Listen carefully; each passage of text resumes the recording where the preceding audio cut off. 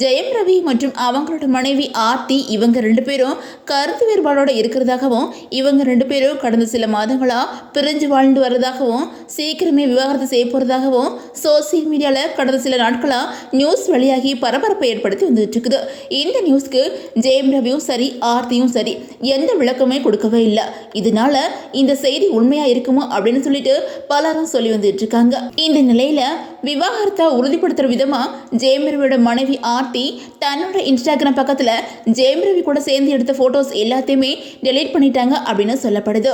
விவாகரத்துக்கு என்ன காரணம் அப்படின்னு பார்த்தோம்னா, பொன்னியின் செல்வன் திரைப்படத்துல பிரபலமான நடிகை ஒருத்தர் கூட ரொம்ப நெருக்கமா பழகி வந்ததாகவும், ஜெயம் ரவிக்கு அந்த நடிகை மேல ஈர்ப்பு ஏற்பட்டனால தான் ஆர்த்தியை விவாகரத்து பண்ண போறாங்க அப்படின்லாம் சொல்லப்படுது. இந்த வதந்தி செய்தி தான் குடும்பத்துல மிகப்பெரிய குழப்பத்தை ஏற்படுத்தி இருக்குது.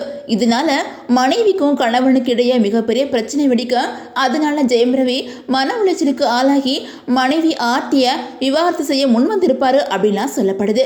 ஆனாலும் இந்த விவாகரத்து விஷயத்துல ஜெயம் ரவியோட மனைவியான ஆர்த்திக்கு எந்த ஈடுபாடுமே இல்லையா. சொல்ல போனா அவங்களுக்கு விவாகரத்துல விருப்பமே இல்லையா.